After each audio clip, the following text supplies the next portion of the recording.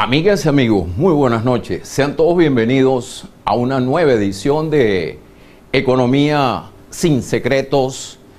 Venezuela fue históricamente un país receptor de inmigrantes, es decir, la casa de los inmigrantes de casi todas las naciones del mundo. Sin embargo, en los últimos 15 años, por razones políticas y económicas, más de 1 millón de personas con buen nivel educativo se están yendo hacia otros países. Y lo más lamentable es que se están yendo para no regresar. Este será nuestro tema de hoy y lo estaremos analizando con el doctor Kurnángel Lozada, escritor e historiador, miembro de la Academia de la Historia del Estado Zulia, a quien le damos la más cordial bienvenida. Muchísimas gracias, doctor Kurnángel, por haber aceptado nuestra invitación. Muchísimas gracias por haberme invitado a este programa y sobre todo por lo interesante que me resulta el tema, pensando y tomando en cuenta de que soy hijo de inmigrante, a pesar de que por el lado materno tengo una trayectoria muy venezolana. Todo el mundo dice que soy alemán, pero no soy alemán. Soy muy maracucho y a mucha honra, como dice. Doctor y Kurnángel, me ha interesado muchísimo el tema. Siempre me preocupa todo eso porque lo he estado viviendo, tal como usted lo ha presentado. Doctor Kurnángel, ¿por qué Venezuela, que fue históricamente un país de inmigrantes, en la actualidad se ha convertido en un país de emigrantes? Yo creo que más que todo es un problema de tipo político, ideológico, generacional y desde el punto de vista laboral. Hay también un factor económico, indiscutiblemente. Entonces la gente joven no siente que su futuro no está bien garantizado. Sienten inseguridad, sienten temor, sienten que no hay una buena dirección para conseguir trabajo y entonces aprovechan su oportunidad de los estudios que han tenido para irse a otros países en búsqueda de una mejor situación, de un mejor estándar de vida, y eso causa lo que en general en materia económico, social y política se denomina fuga de cerebro. El problema para los viejos es que ya nosotros no podemos hacer nada para empezar y desarraigarnos de nuestro país, de nuestras raíces, de nuestro entorno, es sumamente difícil. Pero para los jóvenes no, porque para los jóvenes irse a buscar y a enfrentarse a nuevos retos es fácil, sobre todo teniendo una preparación y una educación. Pero eso en el fondo a mí personalmente me entristece enormemente, porque ¿qué va a ser del futuro de nuestro país? O sea, ¿qué le estamos dando nosotros a nuestras futuras generaciones cuando este país ofrece tantas y tan maravillosas oportunidades como las que ofreció y sigue ofreciendo para esa generación que vino? Y que precisamente, como usted lo dijo, Venezuela era un país de inmigrantes, no un país de emigrantes. Yo, por ejemplo, que soy además de eso profesor en la universidad, soy traductor público y mi señora también, hemos notado la enorme, usted no tiene idea, la cantidad de muchachos, porque no es problema de viejos, muchachos de 18, 19, 20 años que se están con unas profesiones, con unos títulos, con unas calificaciones pero máximas, mejores, que se están yendo del país. Es impresionante. Tenemos en este plan más de 6, 7 años que el trabajo es algo inusitado que nunca habíamos tenido. Entonces, eso lo comentaba yo con las personas amigas y con mi señora, que es sumamente triste ver que haya esta fuga, y la hemos sufrido personalmente con nuestros hijos. Los jóvenes que más se van del país tienen una edad comprendida entre 18 y 35 años. ¿Qué significa eso para un país? Se está yendo el potencial del futuro. O sea, es la gente joven que está empezando, que tiene ánimo, que tiene esperanza, que tiene ganas de trabajar, que tiene ganas de inventar, ganas de producir cosas nuevas.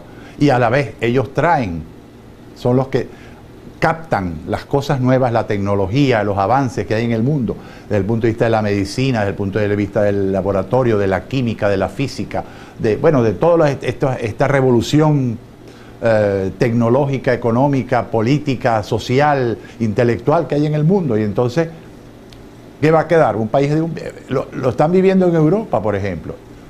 Están con toda esa serie de restricciones que hay o de tendencia al control de la natalidad. Por ejemplo, en Alemania, en Suecia, en Noruega se han quedado sin niños y han tenido que cerrar escuelas. Entonces es un país avejentado. Yo creo que con el tiempo nosotros nos vamos a convertir en algo parecido, un país de viejos. O sea que mientras Europa sufre las consecuencias de una población envejecida, Venezuela desperdicia su caudal. Y lo más cómico que últimamente, hace unos meses para acá, varias embajadas en Caracas están facilitándole la entrada a la gente joven.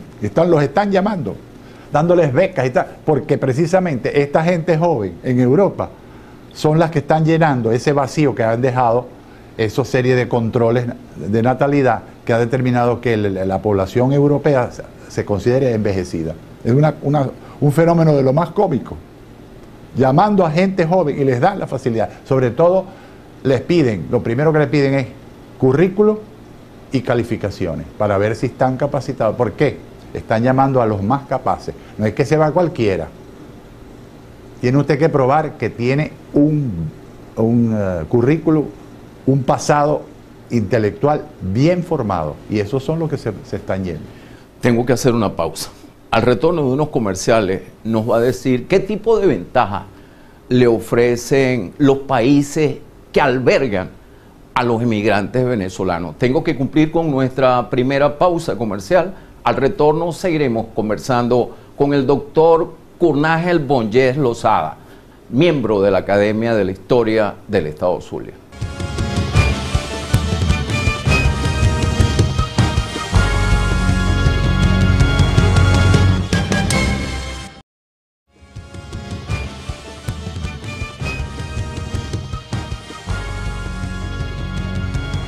Seguimos conversando con el doctor Kurnángel Bonges Lozada, miembro de la Academia de la Historia del Estado Zulia.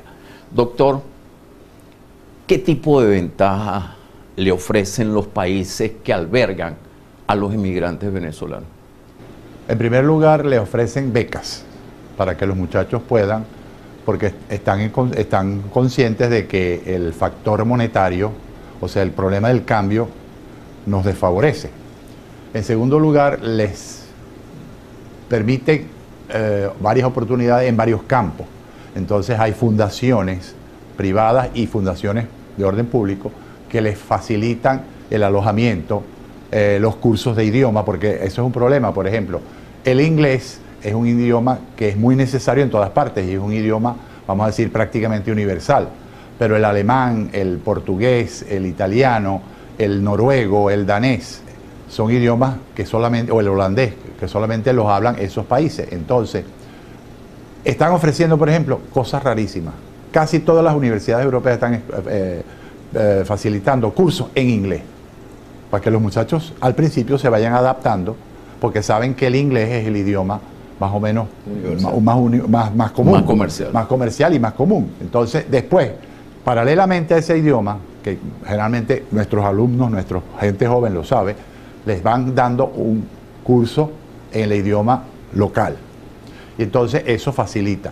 Les dan, por ejemplo, para escoger las universidades. En las universidades hay diferentes campos donde ellos pueden, entonces se le dan la lista. Sobre todo, por ejemplo, lo que llaman los franceses au pair, o sea, vivir con una familia. Hay una campaña de las familias se anotan allí y entonces la persona, el joven, puede no tener que pagar una pensión, sino ir a vivir con esa familia, lo cual implica una ventaja. Se obliga a hablar el idioma, conoce la manera de vida de la persona en esos pueblos y trabaja en las labores domésticas para integrarse, no solamente, porque el problema de la inmigración no es solamente ir a trabajar, sino que tú te tienes que integrar a la manera de pensar, a la idiosincrasia de la persona, a las costumbres, a ese sabor popular, coloquial del ambiente donde tú te vas a desarrollar.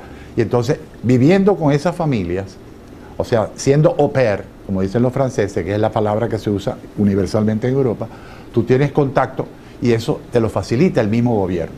Te da la lista de las... Inclusive, si con la familia que tú vas no congenias por alguna razón, puedes escoger otra. O sea, te dan todas esas facilidades. Hablando de familia, familias enteras se están yendo de Venezuela. ¿Podemos hablar de una fractura de la sociedad venezolana? Yo creo que sí. Es decir, yo personalmente, yo no sé otras personas, pero yo personalmente siento esa fractura. Porque analizando muchas familias o muchas historias, sobre todo de Maracaibo, porque es en lo que yo me he especializado, el sentimiento familiar es muy importante. Eso de tener, por ejemplo, mis hijos alrededor, celebrar tal cosa, pero tenerlos fuera, eso trae un sentimiento de tristeza, como de desmembramiento, de fractura, sobre todo las mujeres, las esposas, las madres. Lo siento porque en mi familia está sucediendo eso. Mi mujer sufre enormemente teniendo que comunicarse. Gracias a Dios que la tecnología nos permite hoy en día comunicarnos por internet y ver las figuras, y entonces conversan y tal. Pero en el fondo sufren mucho, se sufre muchísimo con eso. Usted que proviene de una familia de inmigrantes, ¿qué significa abandonar su país? Mire, es sumamente difícil, porque no es el hecho de irme para Miami o irme para Madrid o irme para tal de viaje a gozar, a disfrutar, porque tienes algo detrás de ti, que es el sentido de que vas a poder regresar y vas a encontrar lo tuyo nuevamente. Yo nunca he estado en el exilio, pero he conocido muchísimas personas que se van al exilio, que se van a otros países por necesidad. Y conocí mucho porque me tocó vivir, yo tenía 6, 7, 8 años, al terminar la Segunda Guerra Mundial, cómo llegaron aquí esos inmigrantes, cómo llegaron aquí desarraigados, tristes, y cómo tenían que luchar, y eso lo superaron, porque Venezuela les ofreció una cantidad de ventajas. Debe ser muy duro, debe ser muy triste. Por supuesto, en la medida en que tú eres joven, tú te adaptas mejor, pero si eres viejo, en mi familia están con la cosa, vámonos, ¿qué voy a hacer yo? ¿Hacer qué? ¿A trabajar en qué? ¿A empezar qué? Y no poder regresar. Eso es muy duro, eso es muy triste, lo afecta. Es decir, yo gracias a Dios hasta ahora no he tenido la necesidad de situarme en esa postura, pero yo siento ese sentimiento, ¿qué pueden pensar esas personas o qué tienen esas personas de tristeza en el alma para tener que hacer todo eso? Es muy duro, debe ser muy duro. Entonces, es muy difícil dejarlo todo atrás, familias, amigos, costumbres, y comenzar de cero en un ambiente totalmente extraño. Claro, es decir, yo no lo he experimentado, he viajado mucho, he conocido muchas culturas, he estudiado en diferentes partes, pero he tenido siempre la sensación de que regreso. Yo me figuro que el no poder regresar, mi papá, mis abuelos, pasaron por eso. Estaba en una situación de indigencia, pobre, habían pasado guerras, habían pasado revoluciones, habían pasado todo, y Venezuela les ofreció un campo de esperanza. Y se adaptaron maravillosamente bien, pero les costó enormemente.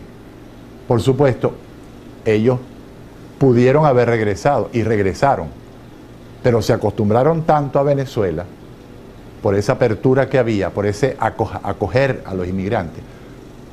Yo recuerdo perfectamente ya a mi papá, cuando nos llevó a conocer a mi abuela, que no la conocíamos, porque estuvieron 15 años separados por la guerra. Ella tuvo que escapar de la zona comunista.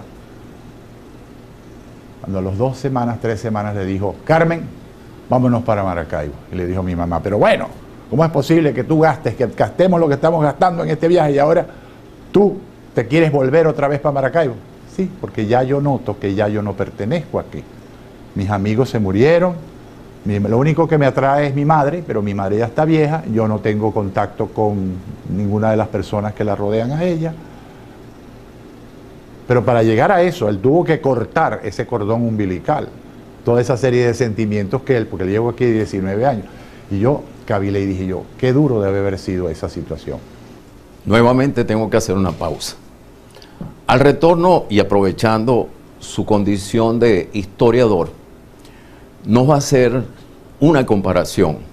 ¿Cómo compara usted las migraciones europeas del siglo XIX y XX con las migraciones que se están desarrollando desde Venezuela hacia otros países?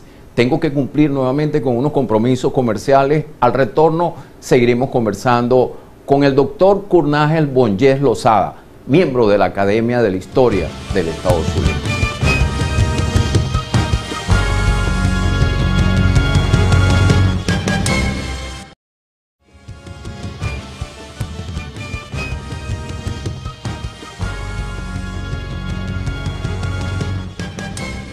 Seguimos conversando con el doctor Kurnángel Bonges Lozada, miembro de la Academia de la Historia del Estado Zulia.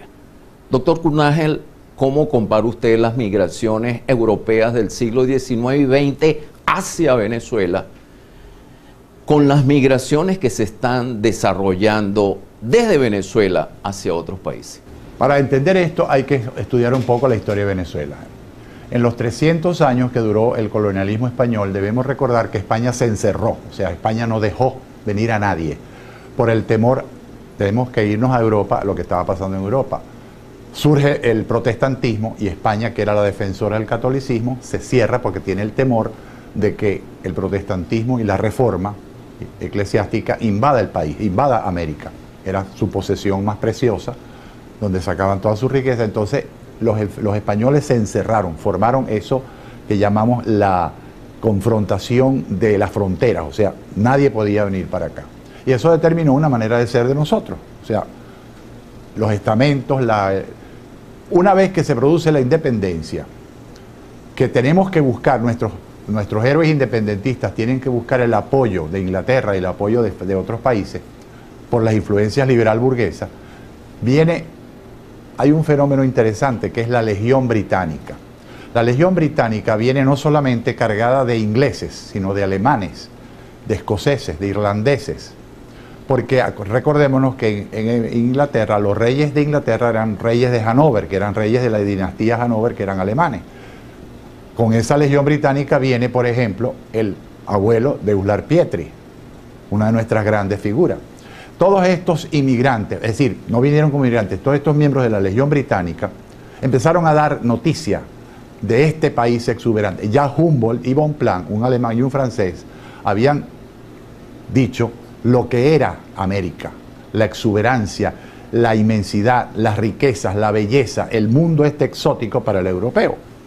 Entonces eso va determinando una especie de fábula en el ambiente europeo. Y empiezan a llegar todas estas, en Europa se están dando una serie de problemas económicos graves, carencias, hambrunas, etcétera, y empiezan a llegar, primero aquí en Maracaibo, llegan los ingleses, después llegan los alemanes, llegan los italianos, y entonces empieza a cundir la noticia en Europa de que esto es un país de promisión, un país de oportunidades inmensas. Y entonces se funda la primera colonia de escoceses, la colonia Topo, al bajar de Caracas a Maiquetía, ahí está, y se encuentra, que después fracasó y se fueron, quedaron en las ruinas. Después Codazzi, que era un italiano, con el Marqués del Toro, el Marqués de Tovar, traen a los alemanes para la colonia Tovar, que es la única todavía que persiste, y eso empezó a determinar ese florecimiento. Luego vinieron una enorme cantidad de italianos que se colocan todos en el piedemonte andino y empieza todo el cultivo a progresar en el cultivo del café.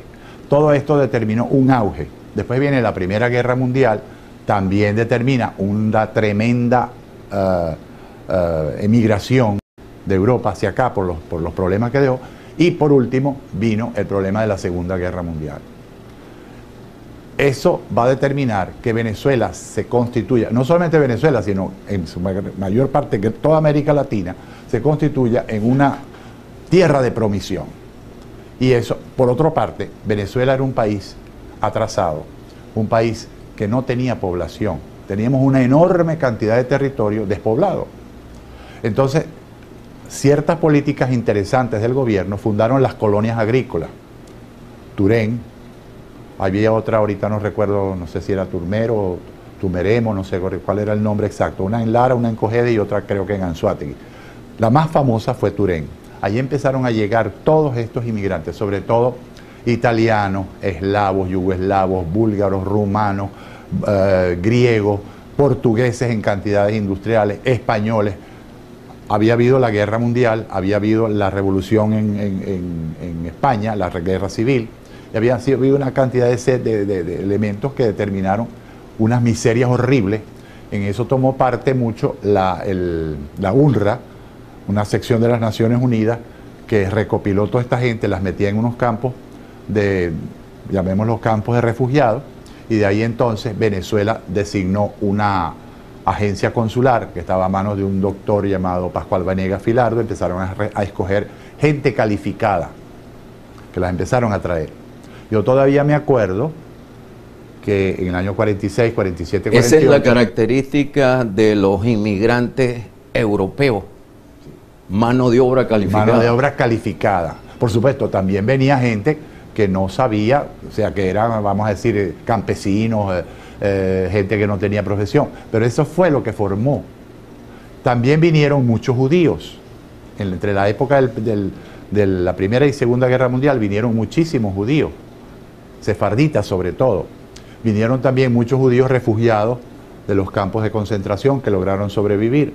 Por ejemplo, tenemos a Sofía Inver. De los judíos sefarditas tenemos, por ejemplo, la primera gobernadora del estado. No ella, sino sus antepasados. Lolita Niyar es de origen judío. Toda esa serie de familias de Coro, por ejemplo. Los Benazar, los Benjamú, los Salas, los Maduro, son de origen judío, de Curazao, judíos portugueses. Todos esos llegaron acá. ¿Qué influencia tuvo el petróleo en la llegada de esos inmigrantes? El petróleo fue, vamos a decir así, la historia de Venezuela, yo desde el punto de vista económico, yo la divido en dos: la Venezuela del café y la Venezuela del petróleo.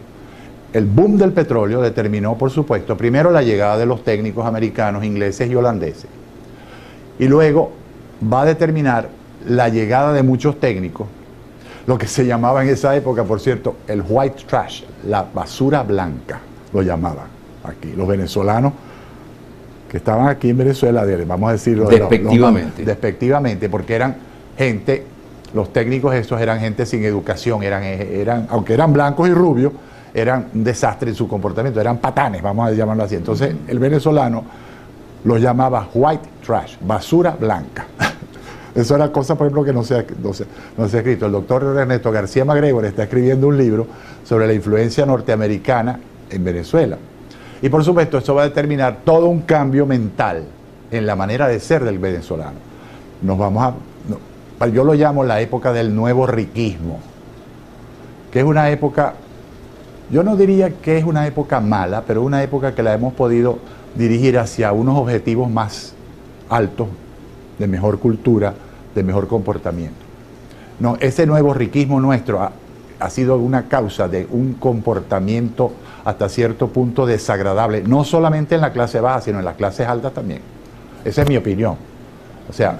Nuevamente tengo que hacer una pausa. Doctor, al retorno nos va a decir si esos inmigrantes del siglo XX contribuyeron al desarrollo económico de Venezuela. Indiscutiblemente. Nuevamente tengo que cumplir con unos compromisos comerciales. Al retorno seguiremos conversando con el doctor Kurnángel Bonges Lozada, miembro de la Academia de la Historia del Estado Zulia.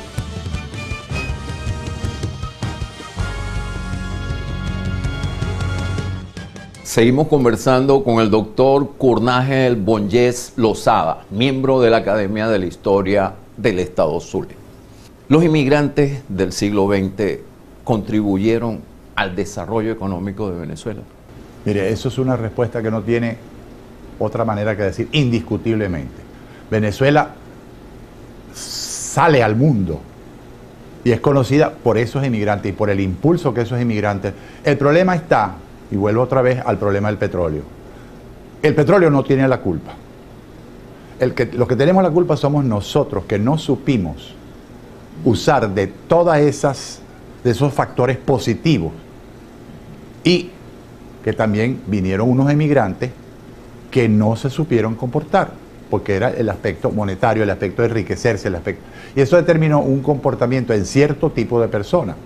Pero si ponemos en la balanza, todo lo que ese surgimiento del petróleo nos dio, yo creo que es eminentemente positivo. Lo que pasa es que nosotros, por una razón o por la otra, por nuestros líderes políticos, nuestros líderes sociales, nuestros líderes, los factores económicos, etcétera, no hemos sabido darle una buena dirección a todo eso. Si no, observemos, por ejemplo, los países árabes. Es que somos más brutos, o que somos más ignorantes, no, eso no es así. Nosotros hemos producido gente inteligente, gente preparada, o sea, tenemos el potencial. Lo que pasa es que hay una serie de factores que actúan en contra de poder ser un país de primera. Y eso es lo que muchas veces a mí me entristece. O sea, ese factor patriótico, ese sentimiento patriótico, me desespera, me molesta. Dice, pero ¿por qué somos así? ¿Por qué no hemos sabido usar de esos implementos que Dios y la naturaleza nos han dado para hacer más próspero aún el país? Y entonces llega un momento que eso también influye en esta nueva generación, que a lo mejor inconscientemente, en el fondo eso es lo que ellos sienten y por eso es que emigran. La crisis que tenemos, cuya tendencia es a empeorar, el futuro está negado para los jóvenes en Venezuela. Yo no quiero ser pesimista, porque eso es en contra de es decir, una cosa es que, como lo veo yo desde mi punto de vista de mi edad, de lo que he vivido, y otra cosa es la historia universal. Yo no creo que no haya futuro, sí hay futuro, pero ¿a costa de qué? ¿Cómo lo vamos a conseguir? ¿Cuánto dolor, cuántas crisis, cuántos asuntos negativos vamos a tener que sufrir para poder salir de lo que estamos viviendo? El tiempo lo dirá. Yo creo que yo no lo voy a vivir, vamos a hacer así, porque yo tengo una edad en que uno dice, bueno, ¿cuánto va a durar esto? ¿Lo veré? ¿No lo veré? Pero yo creo que sí hay futuro, en la medida en que la gente se empiece a dar cuenta y tenga y adquiera esa sensibilidad y ese conocimiento. Porque hay un problema muy grave, es la ignorancia. Hay gente que no se da cuenta, y lo veo en mis clases, yo le pregunto a los muchachos, miren, ustedes analizan esto. Sí, pero es la indiferencia, la desidia, el no importarle, el acostumbrarnos. Entonces uno dice, pero bueno, ¿cómo es posible que seamos tan insensibles a eso que nos va a deparar el futuro? Pero yo creo que sí lo hay, porque hay un despertar que quizás sea lento, porque para mí el tiempo es rápido, o sea, para mí el tiempo se me está acabando, pero para ellos no. Entonces uno dice, bueno, la esperanza es lo último que se pierde. Yo creo que sí hay futuro, pero ¿a costa de qué? ¿A costa de cuántos sufrimientos? ¿A costa de cuántas malas experiencias? Ese es mi problema. Y que quiero evitárselo a mis hijos, o a mis nietos, a mis descendientes. ¿Al gobierno no le importa el futuro de su pueblo? Yo no creo que no le importe el futuro. Algo que yo les digo a mis alumnos es, el problema no es el Estado y el derecho, el problema es la ideología que rige el Estado y el derecho, porque ¿quiénes forman el Estado? Los gobernantes, y la población, el territorio y el gobierno. ¿Y quiénes forman el gobierno? Gente como usted y yo. Pero, ¿qué hay detrás de ese individuo que está en el poder? No solamente de los actual poder, sino de todos los gobernantes. La ideología, ¿qué piensa? ¿Qué hay en su biografía? ¿Cuál es el resentimiento social que tienen? La envidia, el enfocar las cosas de una forma o de otra. Entonces, ahí es donde tenemos que observar, cuando vamos a depositar el voto, si es que lo podemos hacer libremente, por quién estamos votando, y tenemos que conocerlo. No es votar por Irene Sáez porque es muy bonita, o por Wolfgang Larrazábal porque era muy buen mozo, o porque fulano de tal me es simpático porque me regala la casa, o por el general Medina porque representa a los militares y porque tal, o sea, señor, cuando uno va a votar, uno tiene que conocer al individuo por el cual uno va a votar y qué hay detrás en el pensamiento de esa persona. Pero alguien tiene que ser el responsable de esta masiva emigración venezolana. Bueno, el gobierno en sus políticas va determinando, todos los gobiernos tienen una política y esa política está dirigida por una ideología, que es la que cunde, que es la que dirige, que es la que manda. Entonces, si la persona o los personeros del gobierno no tienen la capacidad de reflexionar y rectificar, por ejemplo, yo siempre cito el caso de Rómulo Betancourt. Yo no he sido nunca betancurista y el primer régimen de Acción Democrática fue un desastre. Desastre total, entre el 45 y el 48. Pero Rómulo Betancourt, con todo lo que fue y lo que hizo, fue un hombre inteligente que rectificó y después hizo un gobierno que produjo una serie de cosas positivas para el país. Errores, todos tenemos errores. Simón Bolívar lo hemos endiosado y sigue siendo un genio y sigue siendo una maravilla de hombre, pero Simón Bolívar, desde el punto de vista histórico, es un hombre que tuvo una cantidad de defectos, pero eso no le quita. Usted, yo, todos tenemos defectos, somos seres humanos y los seres humanos no somos perfectos. Eso es lo que hay que ver en el político, pero el político tiene que tener la capacidad y la humildad de rectificar cuando se dé cuenta lo que está produciendo. Si no lo nota es porque es muy bruto o porque es un incapaz. Entonces es mi pregunta, ¿hay problemas en el país? ¿Hay escasez? ¿Hay inseguridad? ¿Hay mortandad? ¿Hay injusticia? Señores, hay una serie de valores que están por detrás de todos nosotros. Todas esas son las razones para que los venezolanos estén emigren, temiendo, o sea, el temor, abandonando el país, exactamente. Escasez no hay escasez. Inflación no hay inflación. Hay inseguridad, hay inseguridad. Señores, entonces, no podemos dejar o permitir que la ideología prevalezca sobre toda esa serie de problemas que lo atañen a usted, me atañe a mí, atañe a cualquiera, al hombre de la calle. Entonces, el hombre público, el dirigente, el político que está en el poder, tiene que entender esa situación y analizar y ver, pero no, los intereses míos van hacia tal cosa porque mi ideología me dice que tengo que proteger esto. Ajá, ¿y los demás? Los demás no son pueblos, los demás no tienen problemas. Entonces, si esto me está conduciendo a que el país está destruyéndose y no tengo la capacidad de entenderlo, entonces yo no sirvo para nada. Nuevamente tengo que hacer una pausa. Y los jóvenes que están abandonando su país están poniendo en práctica la frase de Bolívar que dice: huid del país donde uno solo ejerce todos los poderes, porque es un país de esclavos. Desarrollamos este tema cuando vengamos de unos comerciales. Tengo que cumplir nuevamente con unos compromisos comerciales. Al retorno seguiremos conversando con el doctor Kurnángel Bonges Lozada, miembro de la Academia de la Historia del Estado Zulia.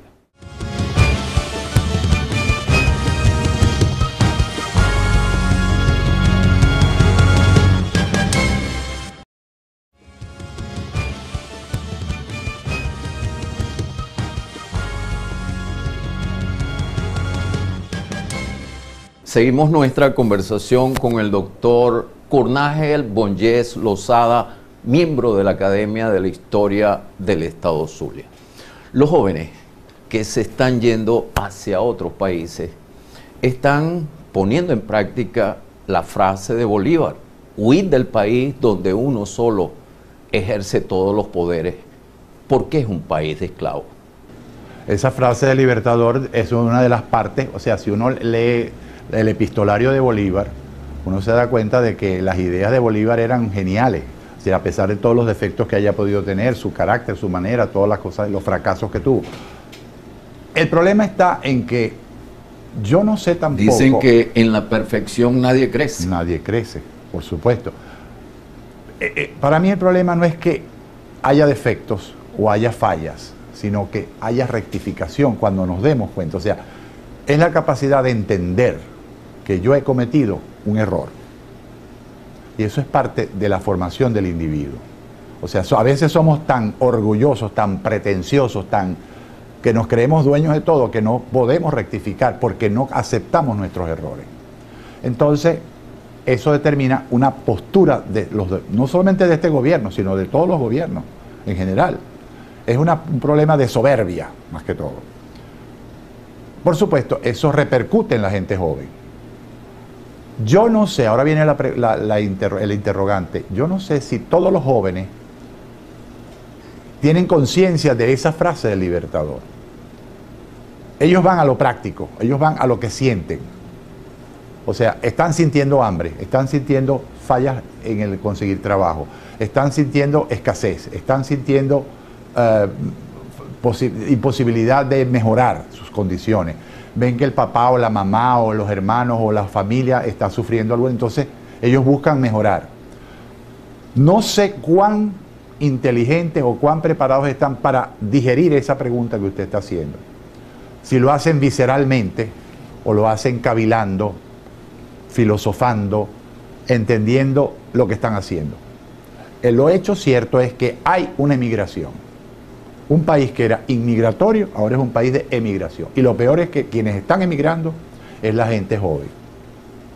Tengo entendido que usted forma parte de un comité de postulaciones que se encargará de elegir a los nuevos magistrados del TSJ. ¿Qué lo motivó a usted a formar parte de ese comité de postulaciones? No es del TSJ, perdón, es del Consejo Nacional Electoral. A los rectores. De los rectores del Consejo Nacional, sí.